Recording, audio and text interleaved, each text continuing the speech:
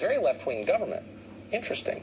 Miranda Devine is a columnist for the New York Post and Australia's Daily Telegraph. We're happy to have her on tonight. Miranda, thanks so much for coming on. So tell us what they did and why they did it, if you would. Hi, Tucker. Look, we're always told, the World Health Organization kept telling us that the virus doesn't respect borders, but Australia and New Zealand are proof that it does, and of course it does. That's just ideology, not science.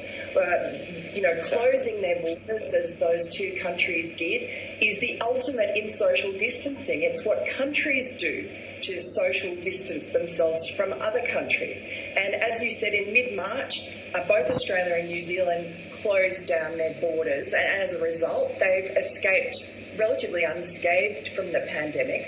And the other thing they did was they followed Donald Trump's lead in early February, a couple of days after he stopped the flights from China. They did the same thing, and that was absolutely crucial, particularly for Australia. That was a few days before thousands, tens of thousands of Chinese students were due to fly back into the country after their summer break to go to school, and this prevented that happening. So you cannot understate the importance of that decision, and those governments would probably have had a lot of difficulty if they couldn't have used the excuse of Donald Trump in America doing that, because they were being aggressively lobbied by both the tourism industry, the airlines, and especially the university sector. And I'm glad you pointed out the higher education lobby has far more power than most people understand, especially in cases like this.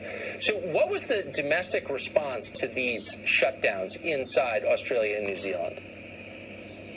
Well, people were clamouring for it, and in fact there was a lot of pressure on the government from people saying just close it down now, because knowing that, particularly with the university year just about to start, and knowing that something like 40% of the foreign students are from China, and Australia could see what was going on in the rest of the world and was about 2 weeks, as well as New Zealand, behind what was going on. So they had the luxury of seeing how important it was to actually stop those foreign visitors from arriving and spreading the virus. And so it was a very popular decision for the people, but it was not popular at all. World Health Organization, China was very angry with Australia for closing the borders. There was a lot of pushback from transnational organizations, let's say, but the lesson in that, I think, for the rest of the world from Australia and New Zealand is that taking advice from the World Health Organization is a fatal mistake.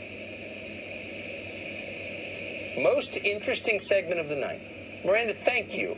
That's just amazing, and it just confirms a lot. Good to see you. Thank you. Thanks, Tucker.